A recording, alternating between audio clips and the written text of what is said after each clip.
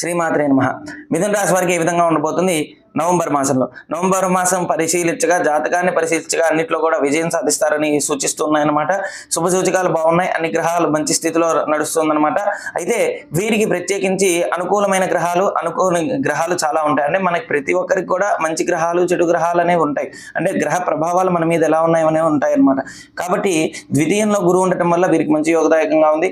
కుటుంబ విషయాలు అన్నింటిలో కూడా విజయం సాధిస్తారు. కుటుంబంలోనే మంచి సఖ్యత పెరుగుతుంది.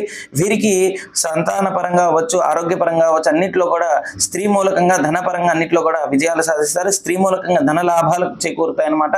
అదేవిధంగా వ్యాపారంలో కానీ ఉద్యోగంలో కానీ ఎవరైతే ఇద్దరు కలిసి ఏదైనా వ్యాపారం చేస్తూ ఉన్నా, ఏదైనా వ్యాపారం కానీ ఉద్యోగంలో కూడా ఇద్దరు కనుక చేస్తూ ఉంటే కనుక వీరికి వ్యతిరేకత ఎక్కువ అవుతుందన్నమాట. అనవసరమైన మాట అనుకొని అనవసరమైన గొడవలకి దారి తీసే అవకాశం ఉంది. కాబట్టి మౌనంగా ఉండటం మంచిది. చాలా జాగ్రత్తగా ఆచితూచి అడుగేస్తే చాలా మంచిది అనమాట. ఏదైనా సరే మిథున రాశి వారికి అన్నిట్లో కూడా విజయం సాధించాలంటే చాలా జాగ్రత్తగా ఆచితూచి అడుగేస్తే మంచిది. అన్నిట్లో కూడా లాభాలు చేకూరుతాయి. కుటుంబంలో అందరితో కూడా సఖ్యతగా, ప్రేమ, ఆప్యాయత, అనురాగంగా ఉండగలుగుతారనమాట ఈ యొక్క నవంబర్ మాసంలో. ఓం శ్రీ దత్తాయ నమః. ఓం శ్రీ దత్తాత్రేయాయ నమః.